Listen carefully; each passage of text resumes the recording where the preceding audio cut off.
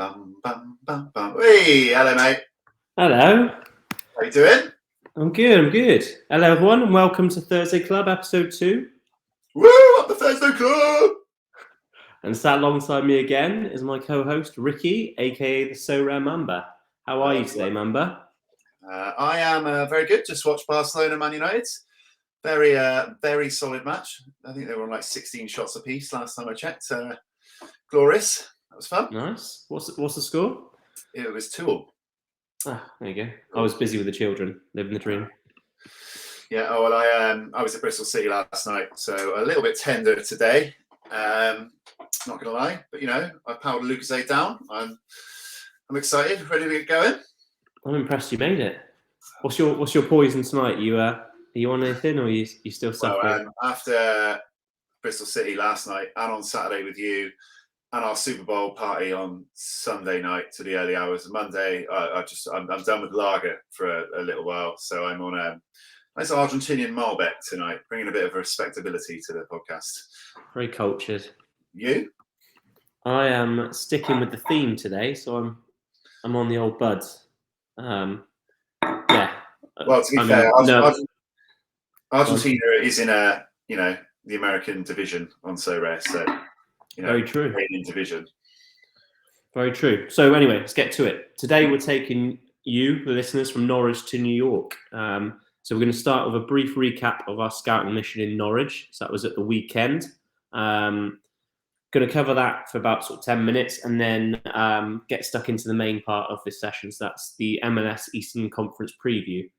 So the idea is that we're going to split up the MLS into 2 sections.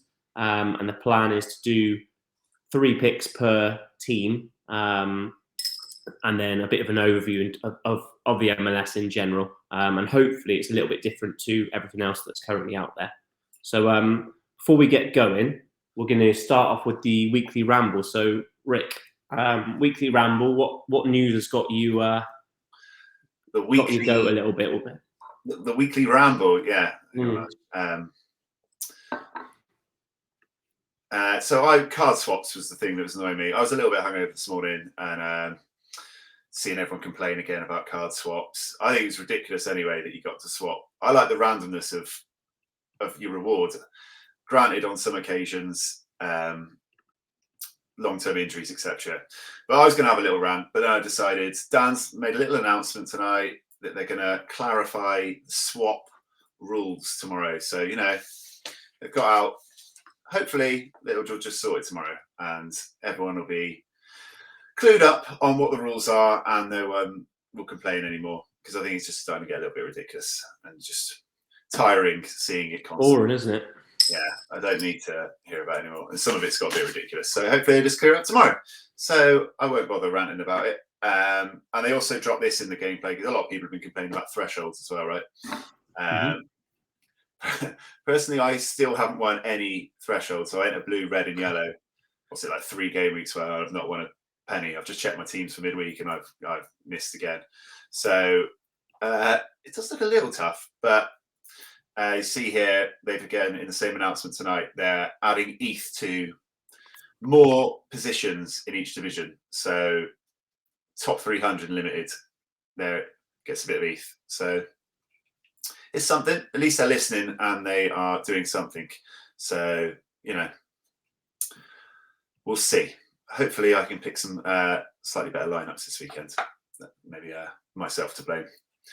I like what they've done there, though. I think it's a good improvement. I think it's they're not just giving out money for free again. You've got to perform and do well to earn it. But there's added incentive there, and they've obviously, to a point, listened to all the moaning without going overboard and putting something in place that's going to sort of destabilize them again. Yeah, I think as long as they keep saying that they're listening and they're like the card swaps, they said we hear you. And the thresholds, we're monitoring it now. We want to give it some more time, some more data in. I think as long as you just keep updating us and tell us what's happening in the process, then at least we know where we stand. Yeah, it would be nice to win some money at some point. What do you want to complain about or glow about? Doesn't have to be negative. No, it's well. So the big one for me is that the market price drops, which has probably been like a 2-week thing now. My Twitter's just been full of it. All the negativity, people moaning about sustainability is so rare and cars dropping, and I think a lot of it's just entitlement, to be perfectly honest. And my personal opinion on all of this is actually it's not. It's been a long time coming to a degree. Like no market rises infinitely. So I think there's a lot of naivety out there, like thinking that their car prices shouldn't or won't drop. And there's actually some benefits to it. I mean, if you're in it for the longer term, it should be irrelevant to you right now, like any market. You need to zoom out and look at the bigger picture. But yeah, so like the benefits to it. So you've got lower cost of players versus the threshold. So if you've got your $5 or your $50 for the Reds as your thresh, and now you're having to spend less on players to get your thresh team, you're actually getting a better return or a quicker return, a quicker yield on your investment. So actually that's a good thing. Then you've got the lower market entry cost for new players, which are constantly trying to attract new players. This will only help in terms of like not putting people off with the crazy prices. I also think it's easier to progress through divisions than scarcity. So I've had to restart on yellows mainly, and I'm trying to get into the reds again. So if I want to properly get into my reds or rares, then I need to buy better players, and this gives me opportunity to do it. And then finally, the big one for me is like when you're buying these cards, you're buying a 1 out of 100 or 1 out of 1,000 or whatever it might be. Like it says it there and then. So there will be that supply that comes out. A lot of the moan has been around like the supply is coming out too quick. You've got too many cards on the market, but the card you bought is a 1 out of 100 or 1 out of 1,000. So I don't know why people are throwing those at a pram. You may have overpaid due to the scarcity of that moment there and then, but the other cards are coming. So I think it's potential correction. It's also a lot of panic. We see panic all the time, don't we? So yeah. I mean, yeah, I think it's no one wants to see their gallery value going down. Like, but I think one thing I'd say is you miss is like the enjoyment factor of it. Of like you're paying for a hobby. Like lots of people pay for things as hobbies. Like I've always viewed it as fun. Like last 3 years, been a lot of fun, and I'm happy if that incurred a little cost over time. I really enjoy it. So yeah, and there was the other thing that dropped today that I was just going to pick up was the NBA action shots. Have you seen these yet? No, I haven't. There you go. I'll show you. Here you go. Here is Giannis. Look at him. Why is he bending over? This is action shots. Yeah. So every player, I think it's every player has got a dynamic pose like this, and they've been dropped today. So there's your NBA excitement for the day. That looks like a scene from the Human Centipede. Yeah. They all seem to be quite similar. But I've always liked special edition cards and a bit of variety and the player editions. So would you go for a card because of that? Or would you go for a dupe of a card because of the action shot? Has LeBron got one? No. Have you noticed that they're more money or not? I actually think that Giannis was cheaper. I haven't really followed the prices today, but I'm guessing NBA. Because I haven't been in the NBA recently. I'm guessing NBA is probably going down like the football as well, right? Here's Bronny. There he is. Half of his face. Yeah, So there you go. Dynamic poses, bit of fun. Why not? Yeah, why not? That appeals to you, doesn't it? I love collecting. I love special editions. Everything. I don't think I would buy an action shot over another card, but why not? It's not doing any harm. There you go. There you go. So should we get stuck into Norwich then, mate? Is that all the news for today? Yeah, let's get stuck into Norwich, just like City on Saturday. Yeah. So I don't know if we said it on the last episode, but we've got our City season ticket, so we tend to watch quite a few games, and now that they've got the championship teams on, or some of them, we thought it'd be a good opportunity to do a little sort of scouting piece every now and then.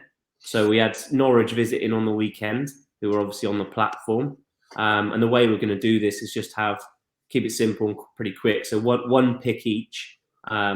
sort of based on the game, right? So any player that's caught our eye or we thought is a good player or could potentially translate into Sorare. So we had a little flick at the Sorare data. So Rick, anyone catch your eye? Yes. The second highest scorer on their team in SO5 terms after Grant Hanley at the back, it was Gabriel Sara. I mean, with the American things coming out, I'm going to butcher a lot of names today. But Sarah. My mum's name, Sarah. I'm going to call him what I call my mum. So he is on sets, wasn't he? Taking the corners. Took everything. Yeah. He's under 23, but only till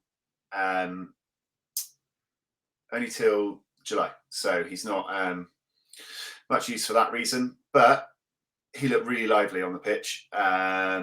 His price is pretty tidy. And yeah, the set piece thing was the thing. What's he going for at the minute, for anyone not watching it?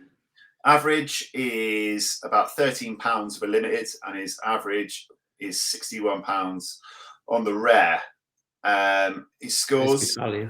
So after he played Norwich, actually, he put up a 95 in midweek against Hull in a 3-1 win. Got a goal and an assist. I actually went out and bought one after we watched him play, just in a limited, because I like on those set pieces. You see the AA in the last two games, 25 and 32. He's got a 20 here, a 17 here. So he's shown he's capable of it. Solid minutes. And you can see his score graph here is starting to trend positively upwards. And I like someone on set pieces, it's an added bonus. So, yeah, he was the one that caught my eye in that, pretty dire performance from Norwich overall, I'd say. So, yeah, for me, it would be Gabriel Sara. Nice. Do you know what? He would have been my pick too. I thought it was quality. I've never heard of him or seen him play before. And he was like, bar maybe Scott when he's on the ball for us and Sykes, he was potentially best player on the pitch, I thought. He's brilliant. And like you said, taking all the sets as well. He's someone I would definitely add. Outside of him, the only other player, Giannalis, left back, played all right. The only other player I probably would add would be Hanley, who you pulled him up on the screen just there anyway. So, and he got a good, bear in mind, that was a 1-0 loss against us. And he just looked solid. He looked decent. When you watch a player you think can play a higher level, and he obviously has done in the past. I don't think he's particularly rated that highly, to be perfectly honest. But he's decent enough on Sorare. The data is pretty. If you go his historical data, it's pretty strong, isn't it? Look at that. Well, that's some solid AA he puts up. 56. Yeah, I know. Yeah, so I'd never considered him before, but only for this week's piece, I had a little look through his data, and I thought actually, if I was putting together a Div 2 side, he'd probably be my defender in him. Yeah, based on his price as well. I'm pretty sure his price isn't too bad either. Go to the top. You're looking at his 1 week average, £83 for a red and just under a tenner for a yellow. Yeah, so I mean, I'd happily buy him and Sara if I was putting a Div 2 team together. It's based on one game. You have to ask: is it Sorare Canary, the old FI guy? He's probably a man to tell us who's actually good. But yeah, I tell you what, I wouldn't be signing or buying Gunn. He was terrible, wasn't he? Yeah, I actually own Gunn. I bought him I just wanted to start a second division team. He got dropped for a game, didn't he, for Cruel? And that was a really bad mistake for the goal. Both goalies looked a bit jittery. The distribution was poor. Didn't fill me with a lot of confidence. So no, not ideally. And I bought Pookie as well for the content. I've got to have a Norwich player in one of my teams. So I bought Pookie, and you can see he's intelligent, but he didn't really cause any problems. It turns out I think he's picked up a little injury as well. He's not fully fit or something, because he wasn't playing midweek. So that's right. I bought him for this game. He got 37. Then he didn't play midweek, and he's going to be out for the weekend. And his price has absolutely fell through its arse. So maybe he'll be in the giveaway next week, because I don't want him anymore. Good times. Yeah. Cool. So I think that's probably enough on Norwich. But as I said, each time City do get a team that are on Sorare, we're going to try and add it to our weekly content if possible. So should we get into the main session then, which is the MLS Eastern Conference preview? MLS, yeah. Cool. So way we're going to do this, as I said, is probably 2 to 3 minutes. We're going to pick three picks from each team. So we'll give you a quick brief summary on kind of the happenings, and then we're going to pick a star over 23, a star under 23, and a value pick, which is pretty tough because there's heaps out there in terms of MLS options. But anyway, so starting off, going to start off in Atlanta. So let me share my screen a minute. There he is. Cool. So my first pick, over 23 at Atlanta, is Luis Araujo, or Araujo, I don't know how you say it. So the reason I picked him, I watched quite a bit of Atlanta last year, get his scores up, and he was one of those players where he was always like in good positions, like constantly getting through on goal, like doing all the hard work, and then doing a little P-roller into keeper's arms, which frustrated a lot of people. But like you think, right, he should be scoring a lot more goals. He scored 12 and assisted 10 anyway. I mean, look at that for scores. They're not bad, are they? And for a player who I think could do a lot better if he took his chances, more decisive, I think he's actually potentially could be an outside bet for their best player, or certainly most improved. Giacomakis has obviously moved there, so he's probably going to be their main striker. But that could Giacomakis and the guy from Celtic. Okay, I thought you said Jid Mackers. Not Jid Mackers. Right, so he could either take from him or add to him in terms of like creating space. I don't know. But yeah, Raul is my pick for over 23. Then my under 23, I've gone Thiago Almada. So I can get Almada on screen. So Thiago Almada, I think he's one of the best players in the league. Definitely one of the best under 23s. He broke into the Argentina squad. When was that? Broke into the Argentina squad for the World Cup. Didn't play, but he's obviously got quality if he can do that. Scores history-wise, super strong. Like he can peak, so he can hit like your 90s, 97s. But general play anyway because his AA is strong. So you're going to get generally a 50 to a 70 out of him quite frequently. 16 goals, 13 assists, and that's in a Atlanta side that were pretty poor and inconsistent last year. Bit like Araujo, you're getting 90 minutes out of him, and he should be scoring and assisting more. So like last season, he got over the course of the season 6 and 7, which is not a lot for a player of his caliber. But for me, he's like a top 3 under 23 that you must own, and I certainly want one of them. And then to the value pick, so value wise, I've gone Robinson, so Miles Robinson. He's only a value pick now because he had a real bad injury last year. So he had his Achilles tendon rupture, missed basically the whole season. Before that was like the American defender, like first choice, or you could say second choice, him and Zimmerman. And he was nailed on for Atlanta as well. I get the only kind of risk against him, obviously coming back from big injury in his pre-season. I don't know if you've seen any pre-season stuff for Atlanta, but him and Guzan, who have both come back from big injuries, have been pretty rusty, and they've been conceding goals. They're on 0 L15s, aren't they? To start with, You get one free shot at cap mode with them. So both are good pickups for 220 and 240 potentially. In particular, I guess, isn't it? Unless they do awful. Yeah, but then the problem is if they play well, then and hit a 60, then they're straight out. No, they say no good, but they're not as good an option. That's the type of gamble I like, though. Yeah, I love a gamble. Well worth, and he's like for him as well. The reason why I picked him as a value one, he's gone up in price. I looked at it a couple of days ago. He was 98 quid for his red. So we've obviously seen a bit of an uptick in the market in terms of him, but even at 14 quid, that's not a terrible price. Or 138, it's not a terrible price for America's first/second choice defender when fit. And he's only 25. So yeah, that's Atlanta for me, mate. So next up, who are we going with? Cincinnati first up for me. Cincinnati. I know we're talking MLS, but it's J League's back this week, isn't it? I didn't point out I'm rocking my Shonan Belmare goalkeeper top, short sleeves, for flexibility. Cincinnati boys. Who are we talking about? So they managed to keep hold of Brenner, which I think was like their big transfer window save. He was going to go to Nottingham Forest, I think. They decided against taking the money. I think they probably should have taken the money, but that was like their big transfer hold. And also, it sounds like there's a bit of goalkeeper competition as well. Celentano.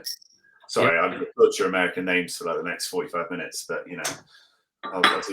And Alec Khan, because Khan was the original starter, wasn't he? Bought into the starter. Yeah, Khan played last season. Yeah.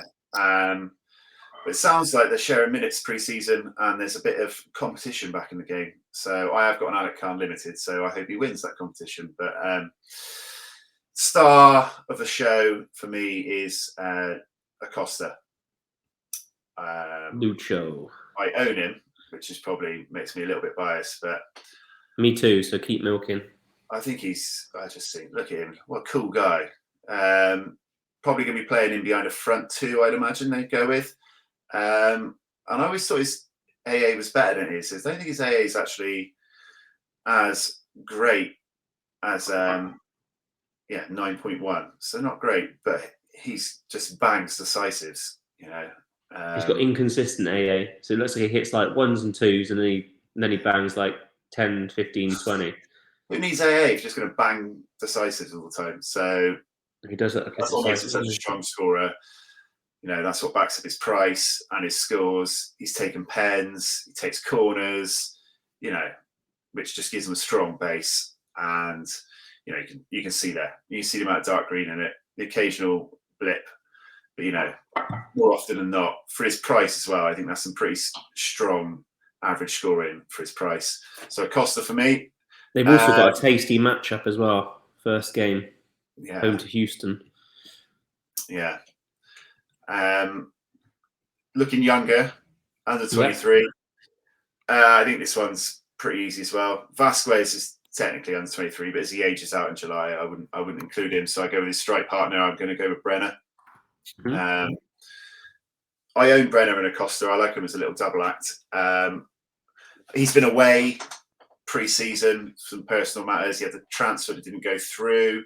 So how ready to go is he going to be when the season starts? It's questionable, but he was their top scorer. He was the highest net decisive actions on their team. He is young. He's going to continually get linked with moves away, so he's going to have transfer speculation. Are all of his transfers going to be good options? Probably not. Like Nottingham Forest wouldn't have been a great landing spot for him, but it keeps in front of mind. And he's banged hat tricks. He's got the ability to put up a big score. If him, Vasquez, and Acosta, are fit in the front three, I think that's some solid potential for Cincinnati. And if I'm going for a value pick, I was close to picking Nwabado. That was really hard to say, but I'm going to go with Alec Khan. I think, splitting minutes in pre-season. He was originally bought to be the number one. His price, 159 quid for a red. Good value, isn't it? 10 quid for a yellow. Hopefully you find out something. But if you keep your ear to the ground and you think that he might be the one that gets the nod, I think he's a very good price. And he has played well as well. For me, maybe I'm being biased, but that's a solid pick if you're willing to take the gamble. He's definitely worth the risk, isn't he? Like all the the murmurs have been that he's edging Celentano. Yeah. So Yeah. for 159 quid, or whatever he is, as a red, or 10 on a yellow, and then at 32 years old, I think that's, if he's not your only keeper, that's worth a gamble, I would say. Yeah. So can't for me. So that's the end of Cincinnati. Nice. So next up then is Montreal. So let's get Montreal up on the screen.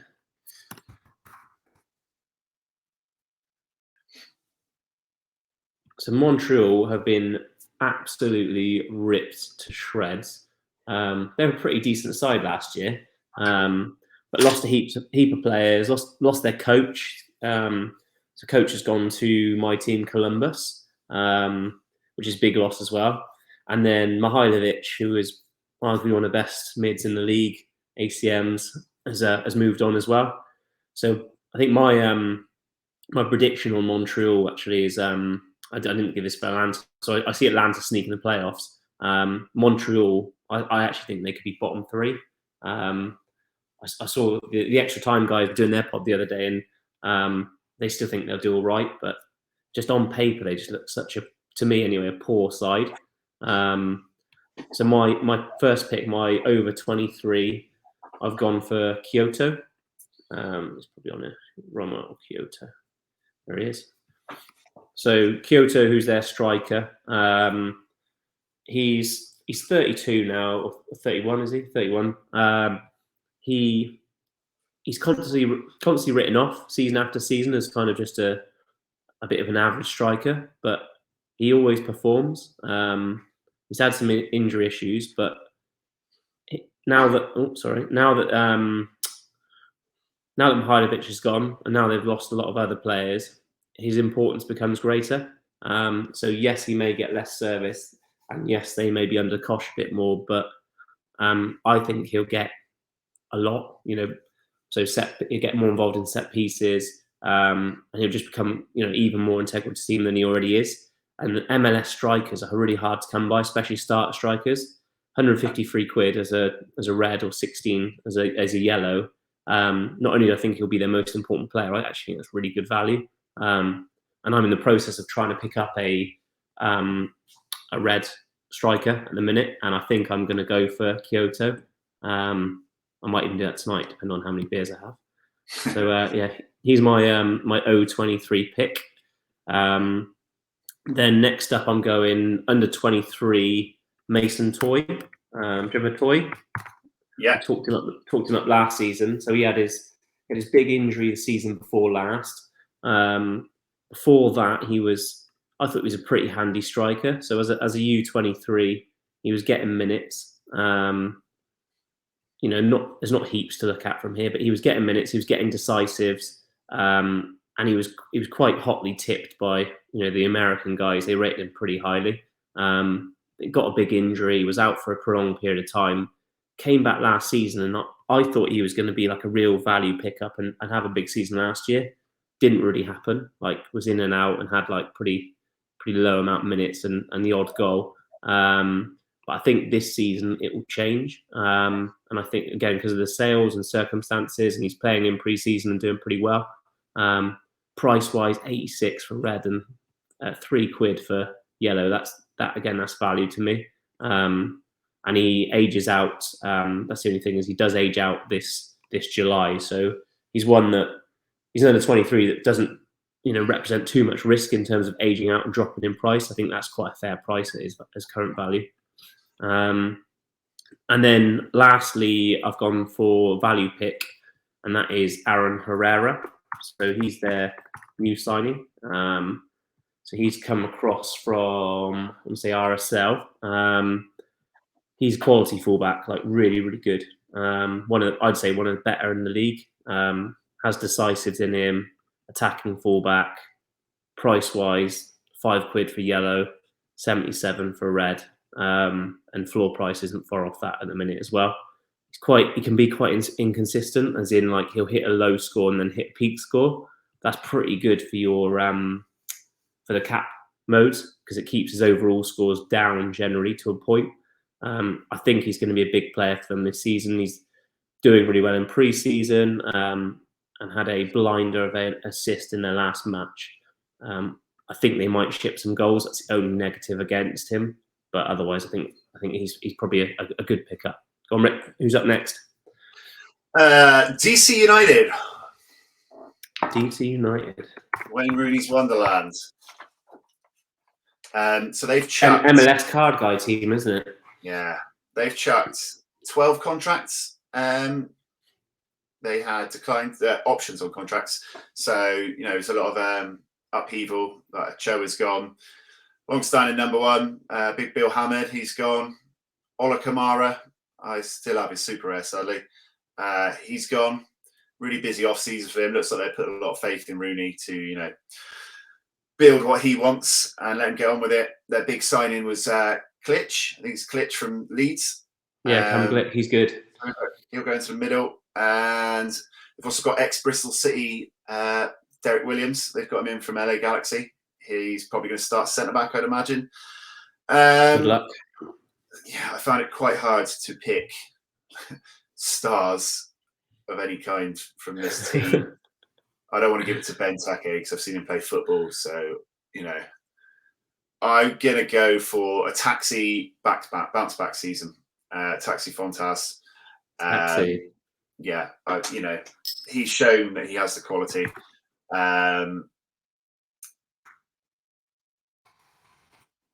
Taxi. Fontas. There he is. Yeah. So I think, I think he's probably got the natural ability, is why I picked him out. His price probably reflects that, a couple of £100 for a rare. But he's at least an exciting player that has in the past hit some scores. So, wasn't a great season for him last year. Hopefully he can get back on track. So he would be one of my picks. Star under 23. I was tempted to say no one.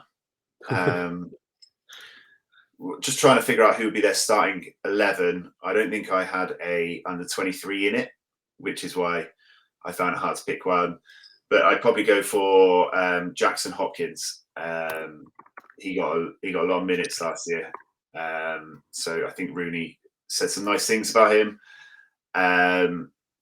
So you'd imagine he's going to get a lot of time on the pitch again this year. He's got a long way to go as a U23. So, you've got plenty of time to yield back if you buy his cards. And yeah, for me, if you're looking for a young one from him, he might be worth a long-term punt. And value minutes, isn't he? Yeah, he gets on the field. So he's a young lad. You got till 2028. So yeah, Jackson Hopkins. And value pick.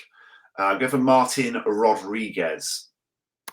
I can honestly say I've not heard of him before I started going through their team, but he's previously scored really well in Turkey. Him and the team went great last year at DC, but he's projected to start, left wing.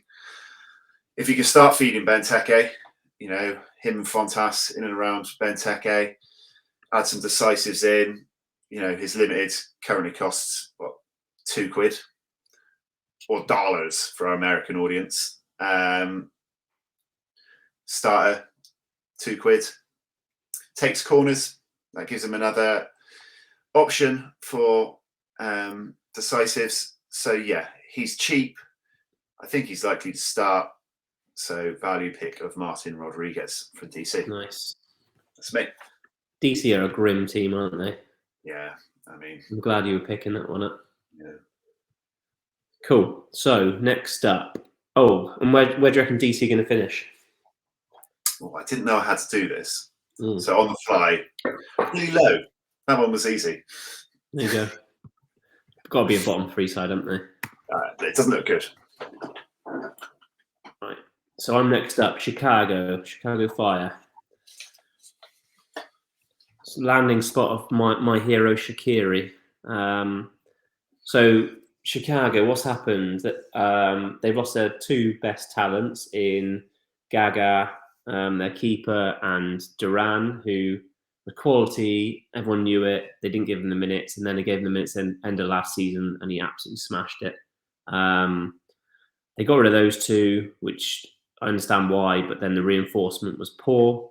So I think Chicago are bottom 3 contenders as well. Another poor side.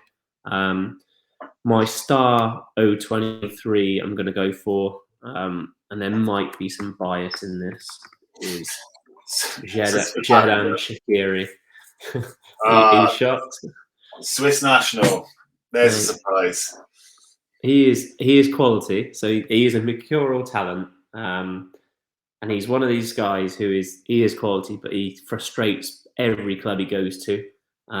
We've watched him live a few times, haven't we, for the Swiss national team, and he's so much better for the Swiss team than his club teams normally. But even watching him, when did we last watch him? Can't remember now. But last time we watched him, you can see he's declining. Like he's not what he was, which I think is why he's gone to the MLS.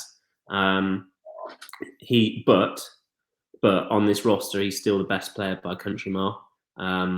So he gets decisives, he gets goals, assists, takes pens, free kicks, corners. So like you've got loads of potential with him. Again, like price wise, so focus on the yellows. 16 quid for a yellow when you're paying like, I don't know, let's say, I know he's different now, but Carlos Gil, who's 160 or normally 260, and you've got like most of the main guys are like 50, 60, 70, 80, 90, even Puge is like 110, right? So for me, he's good value because, again, although he's been inconsistent, he can have peaks and he's going to be taking everything. He's going to be the main man for them. You're also going to get a bit of utility out of Switzerland because he's still in the Swiss national team. Again, I can see him probably exiting the Swiss national team in the next year or two max. Because he's a bit of a fading force, and he's a bit lazy, really, for national football. Yeah, he is. Yeah. But for this team, for MLS and for Chicago, particularly for Chicago, because they are poor, in my opinion, Shaqiri is still quality. Next up is Brady, my under 23. So he was my toilet tip last week. I'm sticking by him. You touched on Cincy earlier and Celentano and Can. The fact that Can is edging Celentano, I'm pretty confident that Can does edge Celentano.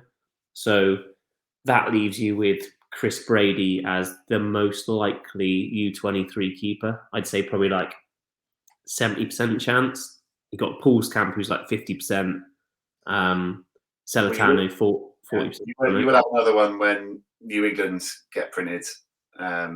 That's true. Yeah, he's different level. It's when they print the new season cards. That's the thing, isn't it? And his price is going to be disgusting because he's quality. But yeah, Hassau 25%. Say Marks 25%. So like right now, unless you go in, to Zako in Japan or somewhere else, Brady's I would say, the best bet for U23 keeper. And also, like, I think that could be a good league to play in at the start of the season. So once the other leagues shut and it's just all about America, if you've got a Brady card, I think you're in a pretty good position, particularly the higher up scarcities. So yeah, he's my U23, and I know he's been playing in pre-season as well. My value pick, this one, I've gone cheap. I think you'd say Chicos, their defender. I almost went for Jairo Torres, who's doing really well in pre-season and banged a hat-trick, but his price gone up a bit. And Kasper Shabilko is also like really good value, like at 57 for a red, but he's not very good at football, so I'm not going to recommend that one. It's just because he was their starting striker at the minute. So yeah, Chicos, who is their centre back, I've gone for him because he's really good value, 2 for a yellow, 65 for a red. But also you've got like historically good peaky scores, like you can hit 100, 84. Go back in time as well. So even before he moved to Chicago, he was a pretty good player in terms of his AA. So he was someone I picked up previously pre-move when I knew he was going to Chicago, but then sold on at a profit. So he's someone I would get back into if I wanted a Chicago player for some reason, which I don't. So yeah, prediction Chicago bottom 3 for me. Ricky T, who's next? Inter Miami. Mm. Following on from Inter Wayne Miami. Rooney's Wonderland, it's Phil Neville's Barmy Army. Inter Miami, their winter consisted of Higuain retiring and them so far still not signing Messi and Busquets. But, you know, depends whether you listen to Romano or some of the American beat writers. It still sounds like it's a possibility. So, yeah, Messi and Phil Neville, that's the combo we all want to see, right? Big signing, and my star pick is Joseph Martinez up top. Big move away from Atlanta. He historically used to tear it up on Sorare, on SO5. You know, he was wild. Injury problems. So you have to be worried about that. But I like him. I own one of him. I like him. I think he's got star power. I think he's got strong goal scoring ability. And I think if he can stay healthy and, you know, get a full season in, I think he's could do the proper damage. And if he's playing, probably going to play up front at 2, I'd imagine, with Campana. They get a nice little partnership going. Yeah, Joseph for me. I'm staying loyal. Joseph all the way. Let's go. Under 23s, obviously, if Romeo Beckham hadn't gone to Brentford, he'd be nailed on. Scored a goal the other night, see that? I did see it, yeah. Obviously, they've got Harvey Neville, the future of the Neville family name. I guess he's about third choice right back. It'd be quite interesting to see Phil and his son on the pitch. He is not my pick. I didn't even know he was there. Yeah. I think Campana is probably an obvious choice playing in the 2 with Joseph Martinez. He had some good form last year, which is probably why he's got that spot up top cemented. You've got a good bit of time for him as a striker as well, an under 23 striker, a few years left, 2 years. I think he's a nice pick. I also like Bruce Dyke, who's a CM. If he nails a starting spot. Bryce Dyke, not Bruce, sorry, Bryce. Bryce Duke, not Bruce Dyke. So, yeah. No, I'm thinking of Bruce Dyke. This is the wrong person. You must never have heard of Bryce Dyke. Yeah, him. Bryce Duke. This is what I mean by butchering names. Bryce Duke. How's the red wine going down? It's actually really delicious. But yeah. Half a bottle in trying to pronounce American under 23 footballers' names. Yeah. Let's tell us about Bruce Dyke then. Yeah, centre midfielder. I think he might, you know, be able to nail down a starting spot, and he's really cheap. So Campana and Bryce Duke for me would be the under 23 options. Value pick, I think, is Motta. Jean Jean. He, if you go on his scoring chart, it's just like absolutely solid. That is, you know, supreme consistency. If that's what you're looking for caps or cap modes, he's an old school ETH grinder, isn't he?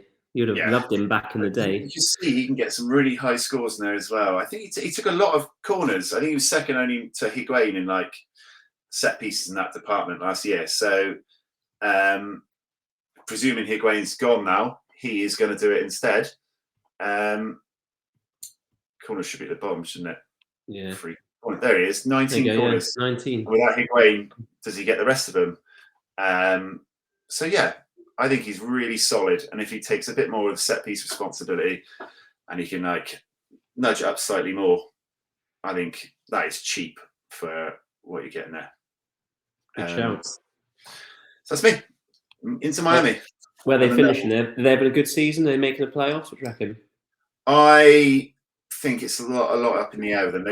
I think they left a spot open in the hope of getting Messi. I think they got a solid team. I would put them just out of the playoffs for me.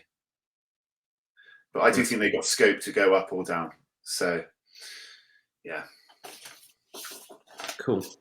So next up, Columbus Crew. So my team. Before you get started on Columbus Crew, can you remember what you did on Sunday? When you got really drunk watching the Super Bowl and you decided you want a retro jersey, and then you made me buy it on your eBay account. No idea what you're on about. Yeah, and it got delivered to me yesterday. Here is. Oh, look at that! That's a beauty, isn't it? Here is your old school Columbus second-hand eBay bought. How does it smell? Does it smell of someone else's sweat? Match warm. Yeah, match warm. It's actually quite nice. I quite like it. I like a bit of retro. I forgot you'd ordered it during the Super Bowl. Pissed up, and it came yesterday. So there is your. I forgot I ordered that as well. I owe you some money. There's your second-hand Columbus Crew. I only bought that for today's session, so that's good value. Yeah. Anyway, tell me about it. Cool. So Columbus, my team, upgraded their coach. They got Nancy. They stole Nancy off of Montreal, which I'm really happy about because I think he's a quality coach. Not really sure what's going on though, because he loves playing 5 at the back, and we now have no defenders. So I don't understand what the plan is. Got rid of, to the point when we got rid of Mensa the other day, which I understand getting $500,000 GAM is good for Mensa, but unless I missed it, no one else has come in to replace him at the minute.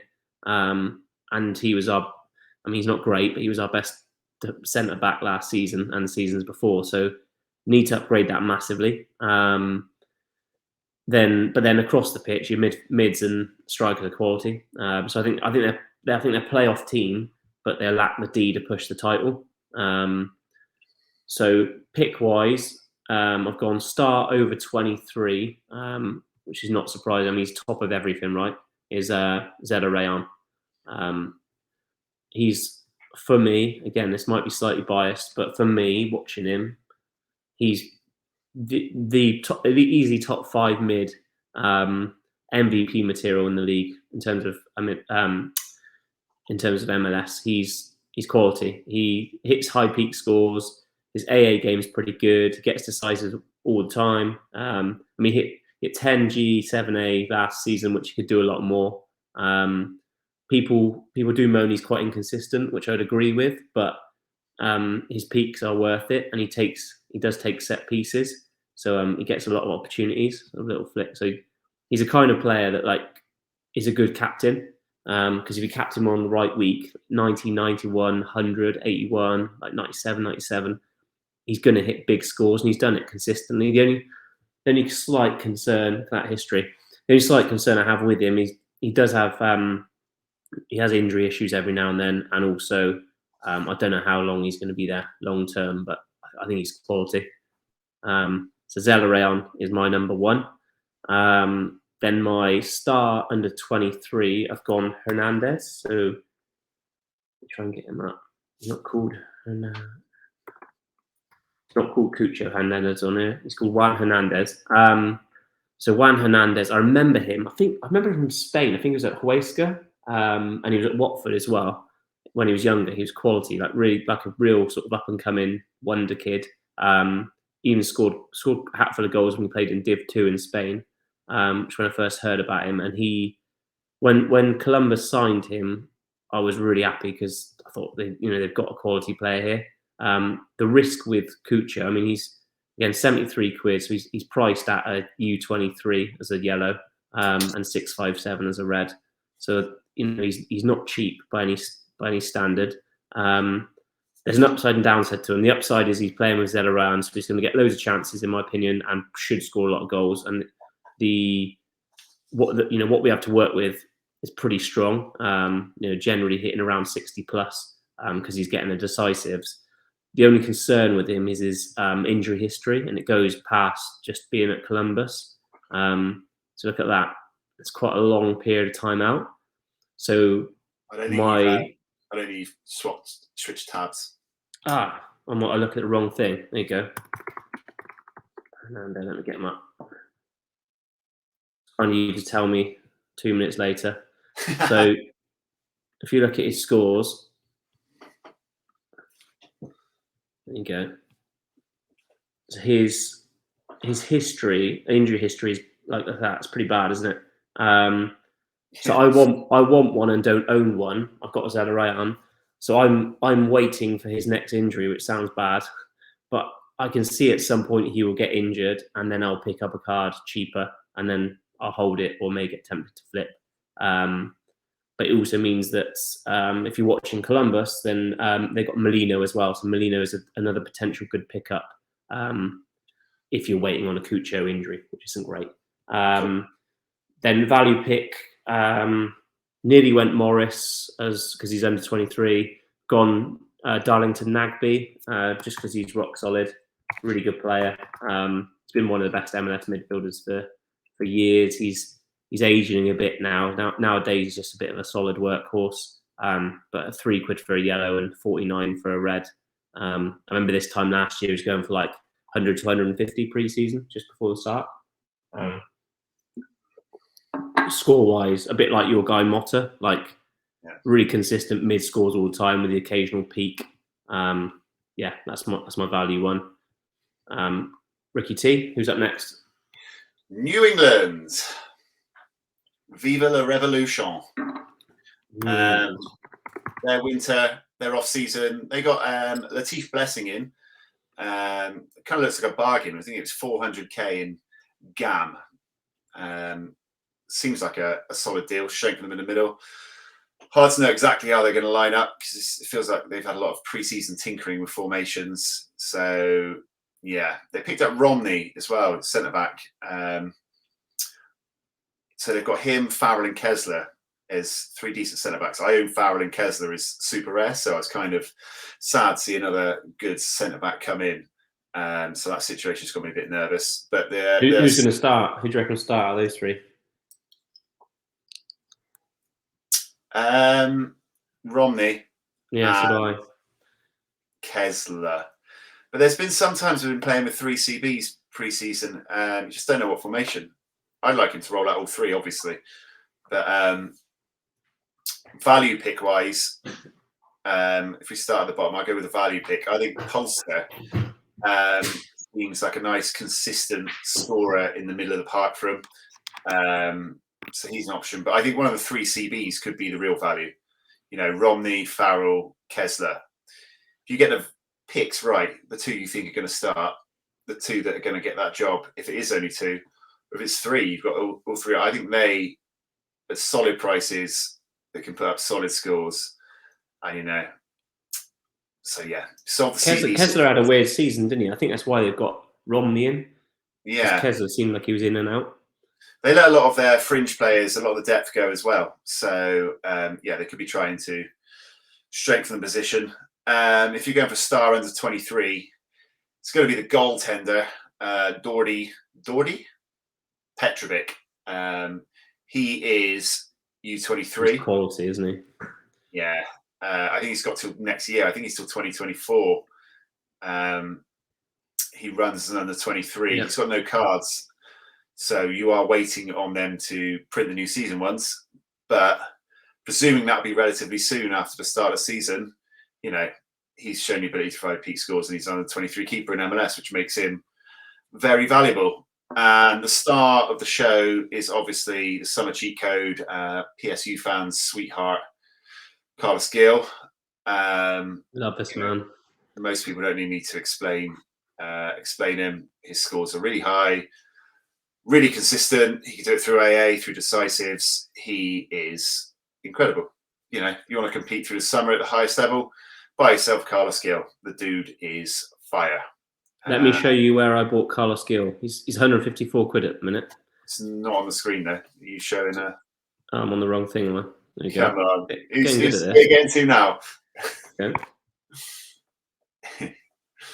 Multi-tabbing. Failure. Here we go. So Carlos Gil. Thought I got myself a great deal on him.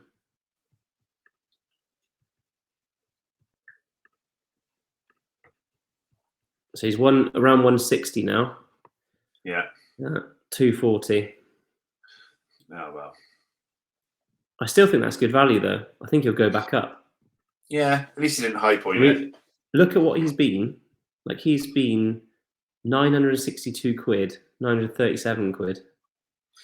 I'm just not sure yellows ever get back there. So I don't think they will either. I think his price now is about right, like maybe 200 quid. yeah. Anyway, that was He's New England. Buy Carlos Gill. That's my advice. Look at Next up. that. That is crazy. Where are they going to finish, Rick? I actually think they might miss the playoffs. Do you?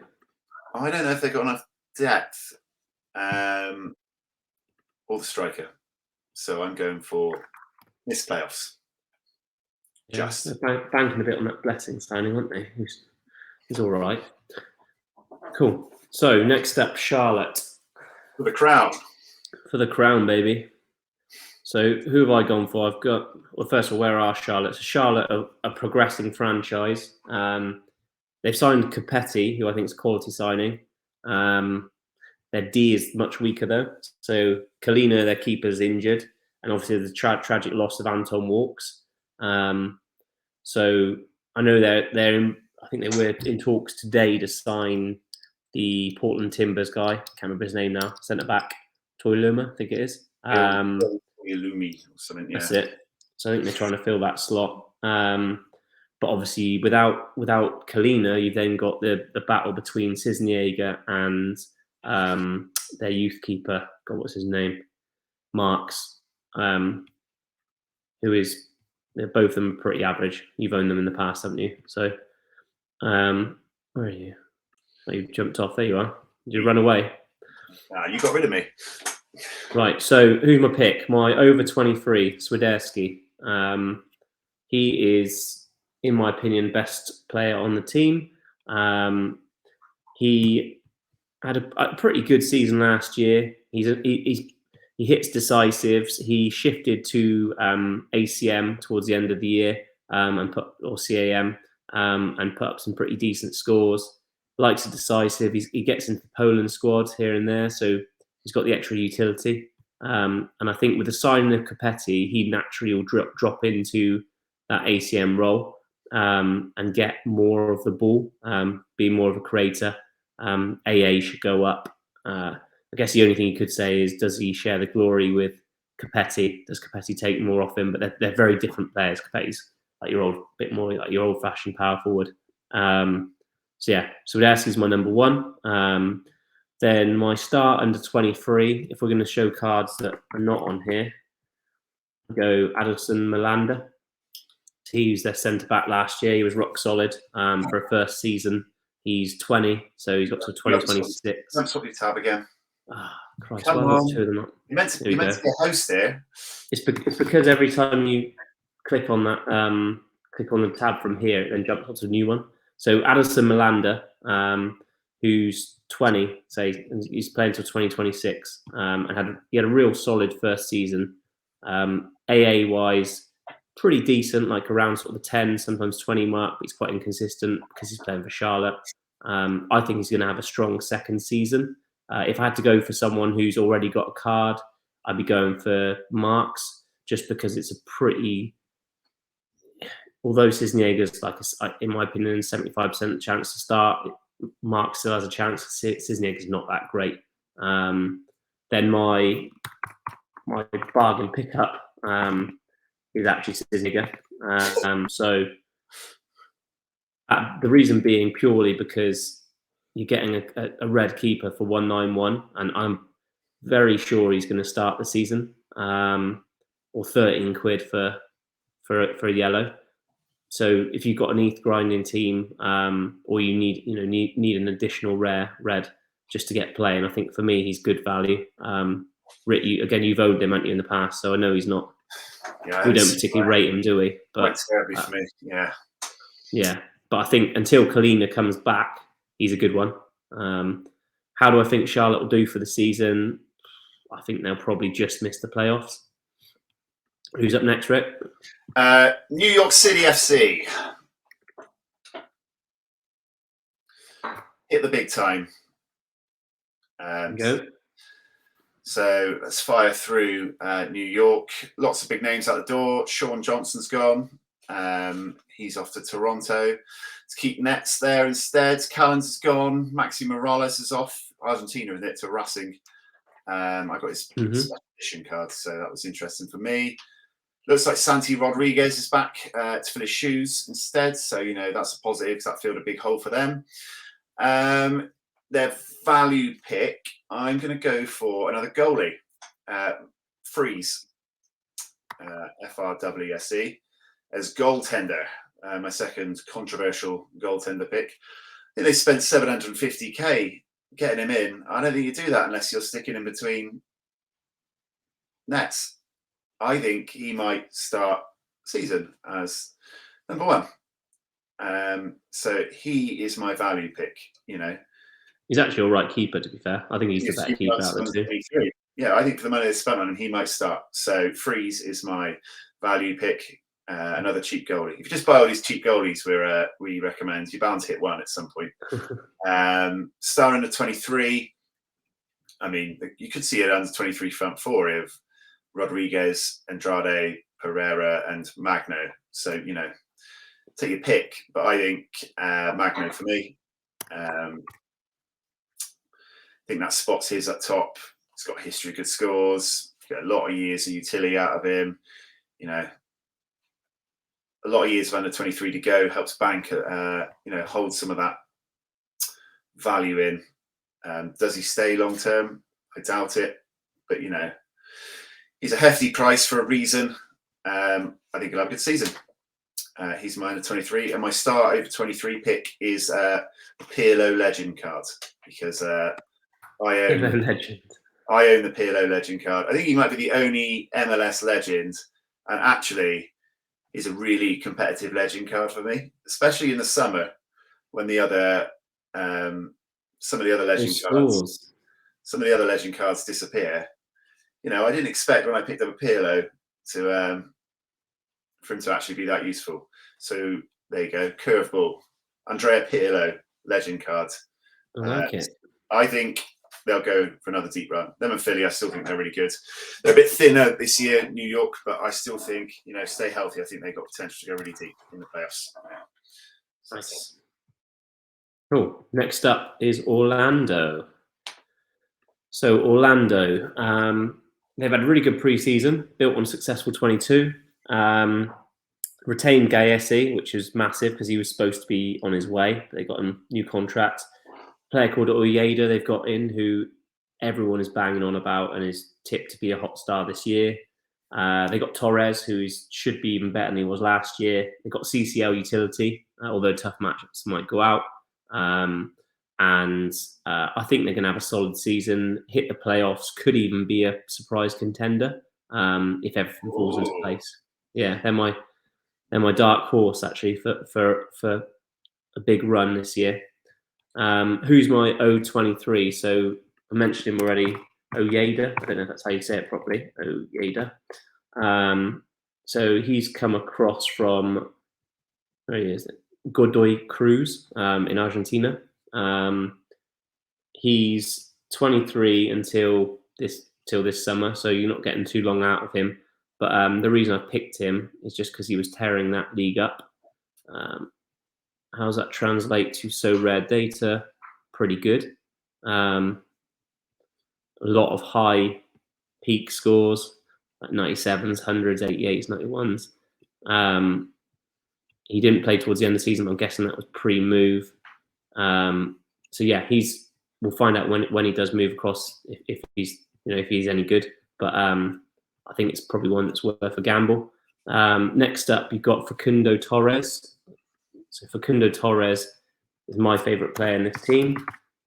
So he's my under 23 pick. That's the other thing about Orlando is they've got a lot of under 23, so they're my tip if you're going to go try and stack a under 23 team. So Torres is under 23 till 2024. Pick him up for 50-ish quid. Yellow, or he's quite pricey, 391 to 547 in red. His scores are strong again. So he's got decent peaks. He tends he gets in the Uruguay squad, although he hasn't sort of broken in yet. But he tends to score sort of between 10 and 20 AA, which is pretty strong. He's got loads of potential to do much, much better. He was hotly tipped to be an absolute star last year, so I think with an extra season, he's going to be even better. So yeah, he's my favourite pick in the team. And then I'll give him that. Nice eyebrows. Yeah, doesn't he? Yeah. Cool kind of guy. And then my slugs. final comment. You carry on. My final pick is Cesar Araujo. So he's my value pick. U23 player. Again, I watched quite a lot of them last year. I like Orlando. You can pick him up he's 77 now. He was 67 the other day in red. Under 23 to 2024, solid AA. He's consistent but unspectacular. So he's one of those players that's probably going to hit you 40 to 60 most of the time, maybe the occasional 70. But I just think he's massively underrated. So if you watch them, he's debatably one of the best CDMs in the league. And at his age can only get better. So again, the scores are all right. They're not amazing, but pretty solid. I think its price is value. So yeah, that's Orlando for me. Who's next, Rick? Really like that kit, Orlando. Very cool team. Yeah, Toronto.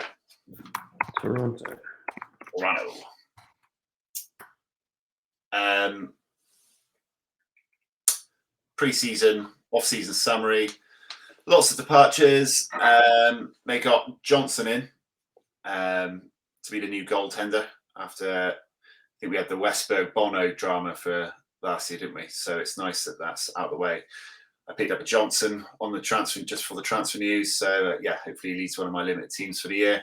They got Hedges in as well in the back line, so both of them should help shore them up a bit defensively. And they got Diamonde in up front. I think he'll probably lead the line. And they signed two defenders called Rostred and Petretta as well, who I have never heard of, but I read that they are likely to be starters as well. So, a bit of a rejiggle in there. If you're going straight in at the star, this is easy. It's the one we all want, Insigne. I'm sure there is a lot of demand for him when those new season cards drop. I'd love one. He's got the talent. He's too good for this league, isn't he? Really, I don't know what he's doing here. He's got the scores to back it up. He can hit peaks. He's great to watch. I would love to pick one up when he comes out. It'd be interesting to see, what sort of price he picks. But you can see the volume of dark greens he sticks in there. He is a delicious hold. I'd love a bit of Insigne. Who else? Sorry, mate, to cut through. How much do you reckon he's going to cost when he comes out in yellow? Who's higher than him in Gill? Does he match up to Gill? Well, so he's a striker on here, isn't he? So probably Druisi is your best comparison. Druisi is about 170 quid normally. Yeah, I because he's got the name to go with it. I think that gives him pull. 200 plus. People coming into the game, Lorenzo Insigne or Druisi. I think he's got the star pull. So I think he's up there. I think he could be, as expensive as it gets initially. I'd love to have one. Hopefully the market dips a bit further so I can afford him when he comes out. Star under 23. It's kind of tough for me actually to find someone in here. Maybe Jaden Nelson. Marshall Rutty's obviously been talked around about a lot. Jaden Nelson's moved. Has he? Yeah. I heard that both of those were on the trade line. Where did he go? I can't remember. I saw it the other day, unless it fell through. All right. Well, Marshall Rutty then. I know he's actually potential that he was being offered up as a trade piece as well. So it was tough to pick one, but there was a lot of buzz about him there, and you get a lot of utility out of him. So he would be a pick. I don't think he necessarily starts, but you're buying him for a long term. There's a lot of buzz and a lot of rumour around him as well. So he's supposed to be really good. Yeah, they were saying he's the best player for his age group out there. Got a bad injury though, didn't he, last year? Yeah, he got interrupted.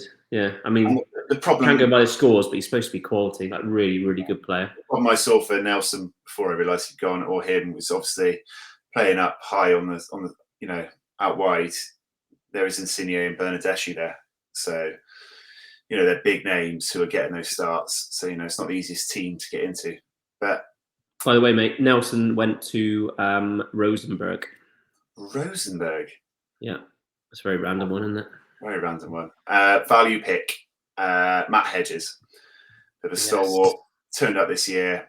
I presume he's a nailed starter. I think he makes them better defensively straight away, and he isn't expensive. I've owned his limited for quite a long time, just because his price never seems to go up, even though he scores really well. So just a really solid hold, really solid card.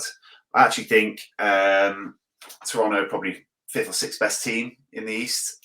I think they can make the playoffs. They'd probably get bounced at some point. But, I think they might be sneaky good defensively this year. Well, not sneaky good, just good. I think they're going to be good as well. I agree. Hedges and Johnson are the two that I've got from the team. And I hope that would make a nice little defensive stack throughout the year. So that is me and Toronto. Nice. I've actually picked up a red Hedges as well. I think he's massively underrated. Yeah. I think they're going to be a contender this year. Who's next then? Philly is next for me. So let's get them up. The last year's, in my opinion, best team. They obviously got beaten in the final. But throughout the season, they were the best team. So they're dotted with stars in terms of MLS. Blake's the best keeper in the league. You could debatably say Elliott, Wagner, Glesnes, all best defenders in the league. Gaztag's a really good midfielder. And then it probably stops there because Ure's still got to prove his point. But just a really good side with loads of youth as well coming through. So I think even if they sell players, they can still got players to replace them. They've lost Aronson, who was very highly rated, the younger one. Then they've lost Freeze, who you spoke about earlier, and Burke, but they've gained Lowe and Pereira. So overall, I'd say what could have been a very bad pre-season has ended up actually being all right. They're still the best team in the league, in my opinion. My pick for the title, and they got CCL utility. So I would say if you can pick up Philly players, you're doing well. The problem is they're priced to that. So who's my star? 023, I've gone Wagner. Let's get Wagner up. I mean, he's top at most of the charts if you're looking at the team piece. He was massively rumoured to move to Europe this pre-season, as he always is, but he didn't. I'm surprised he didn't go. I really thought he was out the door. So am I. He's good enough. Don't know why he hasn't moved, but his price reflects how good he is. I mean, nearly 80 quid, floor's 85 for a fullback in MLS is pretty high, and 422 for a red. But I mean, his scores back it up, so it's one of those where you get what you pay for with him, and he consistently hits big scores as well as peaks, hundreds. If I don't own him, but if I could own any defender in the MLS, it would be Kai Wagner. I'm in the process of deciding whether to buy one with my ETH that I put in this month, or whether I buy the targets in the red or rare category. I think I might have to invest in Kai Wagner. He's a risk though, because I think he plays till summer and probably moves on. So it's one where if you do buy him, you might have to think about shifting him on before the end of the season. Then star under 23. At a glance, you'd probably go for Flack because he's getting the minutes and he's consistently getting them. I think he played most of the season. Yeah, played 100% of the time. He's only 21, so Flack for me is like a really good choice. But I'm actually going to go for, how do I spell it? McGlynn? Yeah, going to go for McGlynn, who is not so obvious in terms of his scores. But if you watch him, he's super talented, and it's more like minutes wise. Like, so if you look at the minutes he plays, if he plays less minutes, his scores are pretty low. Which is, he played less minutes a lot of time. Whenever he plays decent minutes, he tends to create or do something and then hit these peak scores. like 64, 87, 89. So I think he's one of those where he's only 19, he's aged out in 2028. I think he's got huge potential this season. He'll play more, and you'll get bigger scores out of him. So I think at his price, he's also value at the minute. But I would probably list him as another Union player that's probably going to leave this summer, or if not, the season after that. And then finally, value pick, I've gone for, I mean, he's not really value in terms of price, but I think for the best team in the league, a starting striker, main striker, plays every single game compared to other strikers out there. 33 at yellow is value, and even 220 at red. I know the floor price isn't that at the minute for the Reds, but he had a solid season, but not spectacular, playing for the best team in the league. His AA is pretty pants most of the time, so I wouldn't be basing it on that. But he's going to get opportunities at the best team. And I think he should be scoring more or getting more decisive. So I think this season he goes up in terms of performance and probably price. So he's my value player, even though he's not the cheapest. So yeah. Ricky, who's next? Nashville, Tennessee. Nashville. So they've got rid of Loba. Okay, Loba. Yeah, that was a great deal to get rid of him. Yeah, but only on loan. So he hasn't opened up that DP spot. So I thought the plan would be to get someone else, another big name in to replace him, but they haven't. So I think they might be left a little short up top. Dave Romney, starting centre back's gone as well. Spoke about him earlier. But their star man is obviously Mukhtar. It'd be very well known to people who've got a bit of experience on Sorare. His scores have held up really well. He's a great player. He scores really well. His AA, is never been that high, which, I've heard a lot of people over time didn't think he'd hold up, without that AA behind him. But his decisives are so frequent that you can see his scores here, just monstrous dark green on the screen. They're just goals everywhere. He has been really clutch for a lot of teams on Sorare. I think he's great. If you've got the money, he's one of the big names to have. He is a relentless scorer. Star under 23. I wouldn't really say he's a star, actually, but I think Romney leaving probably opens a spot at the back for Jack Mahir. I've been trying to get super rare, but it didn't work out for me. He's a cheap option, so I call him an under 23 option rather than the star. But he should step in and at a really good price give you, a full year of under 23 eligibility, for a team that has got some defensive form previously. I think he's a good cheap option. And I'd stay in the defence for a value pick. His name's Daniel Lovitz. He plays left back. I think he's worth way more than his current price. Potentially because he's into his 30s. People don't, rate 44 for a red, £2.80 for a yellow. He can put in those spiky, peaky scores that, can make the difference to you when you're playing on a budget. If you've got a defender that puts in 87s, 80s, 99s, you can see he can really throw you in a dark green. I think that's probably because he takes his fair share of set pieces. He got 3 assists last year, which is solid from left back. And so if you've got a left back who can track an assist and is taking set pieces, that price seems so cheap for someone that can spike. So if you're playing on a budget, I think he's a really, really solid option back there. So yeah, Daniel Lovitz, someone I really like. I think I got his limited as a prize once, and I've probably still got it. So that is my last team. He's always been weirdly cheap, hasn't he? I'm pretty sure he used to be in the American team as well. Because I had him when I first started playing the game. I had Lovitz as well, and I thought he was oddly cheap, and he just never seems to go up through time. Yeah, I won him as a reward, and I never sold him because his price was so low. So he's a lot better than what I could get for him, so I've just always held him. So yeah, Nashville. I think.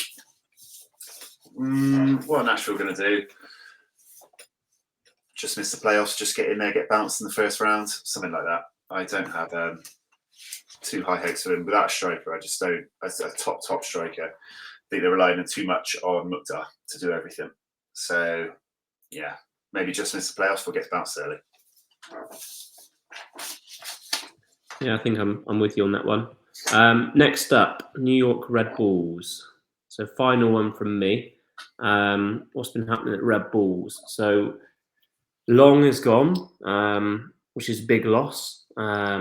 He's gone across to LA, but they've got Vanzier. I think that's how you say him. Vanzier has come in, which is a big gain. So I'm pretty sure he's Belgian. He's got history. Scored a hat full of goals. I think the big thing with the Red Bulls is their gap was in striker. So if Vanzier comes in and fills that hole and gets off quickly, gets ground running, I think actually it could be dark horses. So I'm going to put them as a playoff team, but potential dark horse depending on how the defence hold up without Long and how Vanzier gets on. But there's lots of quality players there. My 023 I'm going for is Lewis Morgan. Lewis Morgan, who he's had a couple of really good seasons. In fact, he's been very good in the MLS in general, apart from I think he had that brief stint at Inter Miami. He always plays, takes set pieces. He's their main man, to be perfectly honest. 15 goals, 3 assists as a mid. Set pieces, pens and free kicks. He has an inconsistent AA, but he makes up with his decisive peaks. And this pre-season, it doesn't mean anything, but he's declared the fact that there's more from him to come. He's having a strong pre-season, and I think he's confident, and we've got another big season ahead from Lewis Morgan. Let's check on those previous scores as well. So, I mean, his peaks tend to be pretty strong. There we go. So my under 23, I'm going for Tolkien. So he's another player who we expected to leave the MLS, but he didn't. So he's U23 till 2027. Last season was a really strong season for him. You can see his scores like finishing really, really strong, 62, 61 in L5 and L15. Plays as a fullback, can play further up as well. Pick him up for 40 in yellow, which is quite a lot for a defender, but he's good. Like he scores back it up to a point, like 50 to 60 generally, and he can peak out around the 80s. Prior to that, I don't think he was hitting scores as well. I mean, he's obviously had his injuries as well. But would I pick him up? Yes, I would. He's got great hair, and he's debatably one of the best fullbacks in the league. But again, you pick him up knowing that you probably got to move him on before the summer, before he goes to another team and then might sit out. My value player is a guy called Bento Estrella. Not only because he shares his name with a beer I really like, but he's just one of these guys. He hasn't played yet, as far as I know. But he's super young. So he's 16, under 23 as well till 2030. So there's no history to go by on him. It's a bit of a punty one, but I just know that he's really highly rated within New York. So it's one of those where you're buying him and you've got to be patient. So at 8 for a yellow or 53 for a red, he's one that will just sit in your gallery, to be honest. But this could be his breakout season. So if I was going to go on anyone, that would be my man there. Yeah, I got his rookie card in Limited. When rookies first started coming out, I just randomly started buying cards because I like to collect. So yeah, I own his rookie card randomly. There you go. Let's hope he hits it then. Yeah. So that's a wrap for the East. Right. So you're going for Philly, your strongest team in the East. Yeah, I'm going to go for Philly. I think they're going to win the. They're going to be the best team in the East. I think they'll also win the title. How about you? New York, boring. We've just gone for the best 2 teams from last year. New York haven't quite got the depth, but I like their starting 11. Young and exciting. I'm not sure New York, just because they've lost. I mean, Freezer's coming, isn't it? He's coming to New York, yeah. So I mean, I think, yeah. Well, we'll see, won't we? We'll see. Anyway, we'll cover the West next week. If there's any specific sort of depth or requests, let us know after this, and we can go through that. But otherwise, we're on to the next section. So, yay! Toilet tip of the week. Ricky, do you want to start with your last week's toilet tip of the week and tell us how it got on? Last week's toilet tip, I didn't actually put it on the pod because we ran out of time, but it was Richard Strabringer, who was a goalkeeper. Streit. Yeah. He was an Austrian goalkeeper in at Leeds, presumed to be the new number one in the short to medium term. He had an L15 of 0. I bought 3 limiteds to put in all 3 of my cap teams as a 0, as a bit of a cheat code, and he was on the bench. So that worked out disastrously. Killed all 3 of my yellow cap teams. But I think in the short to medium term, he will probably come in.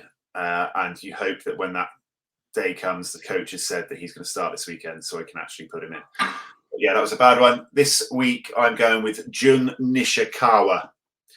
JUN space NISH.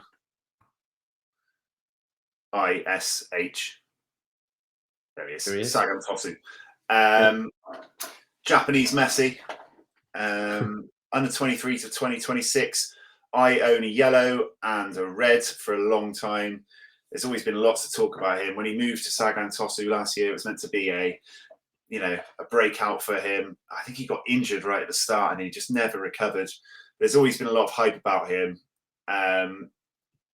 I think he starts this year. I think he's in the team to start this year, this weekend when it kicks off. And I am predicting that he's finally going to break out this year, starting from this weekend. So big up, Jun. This is his year. So he is mine. As it's J League weekend, I've gone for nice the J League player. Cool.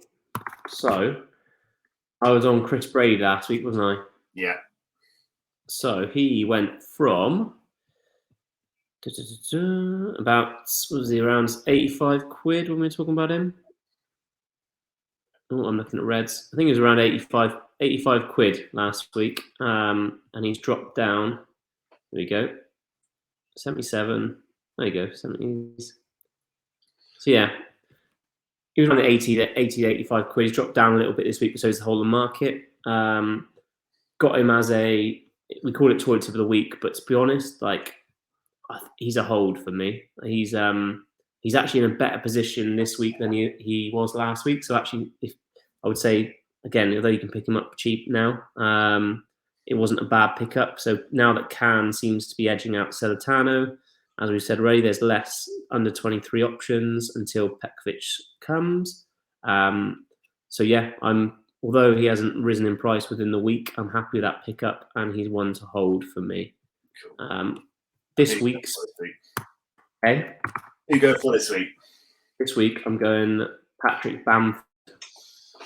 Oh. So, bit left field. The reason I put him up is because, A, he's super cheap. 11 quid for yellow, 63 for red. Secondly, because he's come back from injury after injury recently. So he's a bit of a written off player at the minute. So he's had real stop-start season, as you can see. Go back even further. So he had a big layoff with injury, came back, injured again, came back, injured again, came back, injured again. So I think he's got to a point where people are starting to lose faith in him sort of coming back to what he was, which if you look at what he was before, he was a decent striker and he scored lots of goals, or a fair amount of goals. So for me, and he's just come back recently into the team and started to get more minutes, sort of 60 minutes-ish. So if he can keep free of injury, I think he's actually a really good pickup, but he is a gamble. So yeah, that's my toilet tip. There we go. 2 more. For the list. So next up, the weekly Mamba versus Mafia. Ricky T, do you want to remind us of the Mamba versus Mafia? Oh, that's me 2 M's. Mamba versus Mafia. We pick one draft team each from the 5 options, compete against each other, highest one wins. Loser does a Sorare bomb. To explain what Sorare bomb is, after a Bristol City match once, I had a reward to open. So say I get a tier 1 or above or a super rare, we do a Sorare bomb. I created it on a night out at the end when we're drunk. It is like a Jaeger bomb, but we use a pint of lager with a whiskey dropped in it. So loser does a Sorare bomb on stream every week. First week up, let me just share the results. Pull up my screen here. Week 1, I went for Bundesliga. If you got it up, can you? Yeah, it's coming up. There you go. So I went for Bundesliga. Kevin Trapp just destroyed me, and Haller was on the bench. Schlotterback doing Schlotterback things, but unfortunately, 261 was not enough to beat your Premier League team of 296. Go on, the boys. Goal for Rashford and assist for Haaland. So yeah, week 1 is 1-0 to Swiss Mafia. So as we mentioned, I have to do a Sorare bomb. You can see here, that is a very, very large whiskey into a beer.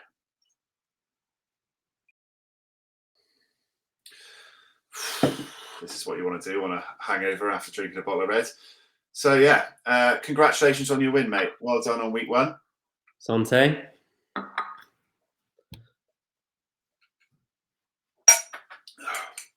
Oh, my legs are doing that large of a whiskey. Woo! How'd that go down? Terribly. Who are you picking for week 2? Week 2. Let's get it up on the screen. I'm going for. There you go, go on. I'm going to go for French. Kylian Mbappe's a risk because, you know, he's carrying an injury. Didn't look fully fit midweek, but he was cheap now. He's down to 51, I think it was. So, and this is the only team I've done so far. So really, I didn't have much choice. So I'm going with Mbappe and Neymar to lead me to victory in week 2 and level the scores. You? Nice. So I'm going all Prem. I'm not showing you right now because my screen's being temperamental, but I'm going. Oh, it's coming again. So I'm going all Prem. Share with you now.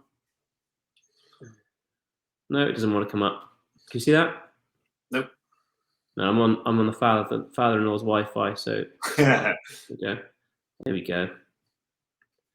Right. So I'm going all Prem because they didn't let me down last week. So I've actually gone for exactly the same team. So I've got Kepa and Badiashile at the back. I put a Stupinan in. Actually, I lie. So I made one change. I put Stupinan in to pair with Matoma, and then Rashford up top. Rashford's on fire, but actually I think Matoma is the one to go for this week. Just based on his matchup, I know Fulham are doing well, but I've got a feeling that Brighton are going to do Fulham at home. So I paired those 2 in, and I'm looking forward to watching you do your second bomb next week, Rick. All right. Before we finish up with the mystery box, just let me share my screen again. I want to show you something that happened last night. Go on, then. So Jesse has a little thing for a MLS player called Ollie Laraz. Big tip. Colorado Rapids, right? Yeah. Spent a fair bit of money buying Ollie Laraz's, stacking them up. I was pissed up at Bristol City after Bristol City last night. I had a quick look at Sorare and saw that this auction was finishing after the game. Ooh.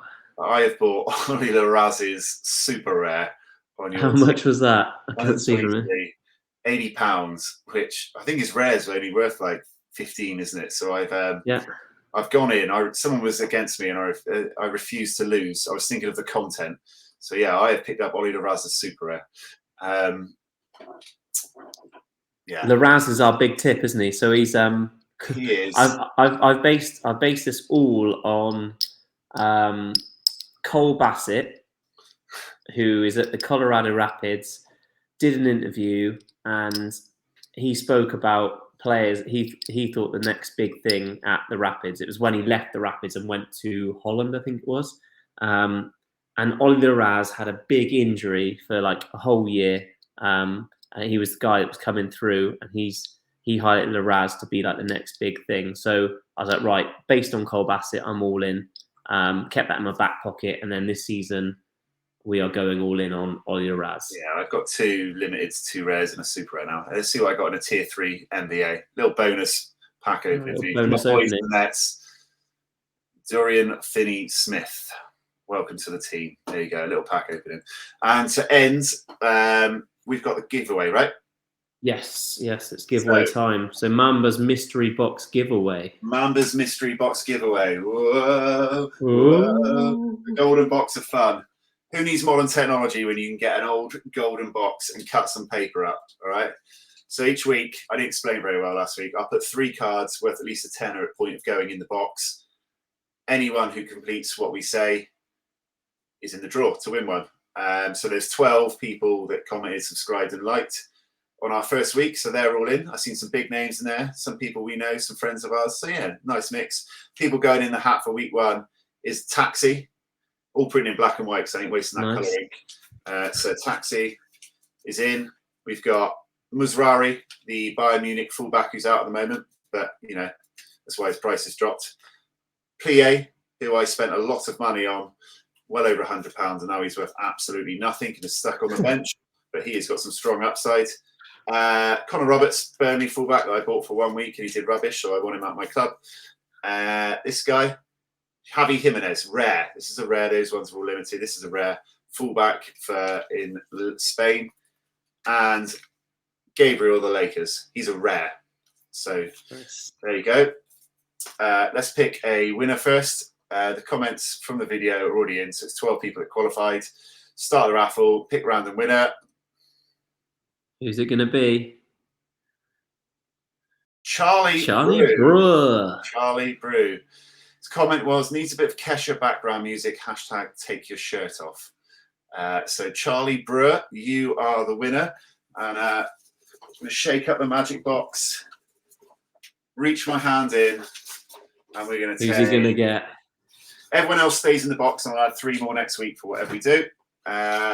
He wins... Wayne Gabriel, the Lakers. He gets a rare Lakers Gabriel. Congratulations, Charlie Brewer. I will be in contact with you after this because I know who you are. Yeah, I think we should do the same again this week. Like, comment, like and comment, be subscribed, and then we'll come up with some leagues or some competitions next week to start properly. But yeah, do the same again this week, and you'll be in the competition for next week. Get in while you can, while the competition's so low. Come on, there's some solid odds. It is easy. Solid odds. All right. That's right. We've gone really long, but we had lots. There's a wrap, yeah. So that's it. So join us again next week. So we're going to go through the MLS Western Conference preview. Plus, we're going to have a special appearance from a guest dubbed the Toffee Whale of Sorare. For those of you who made it this far, thanks for listening. We hope you enjoyed it. If you do, please help support us. Continue by liking, sharing, and subscribing. Yeah, and I'll put our social media the Thursday Club. Sante, up the Thursday Club. See you soon. Cheers.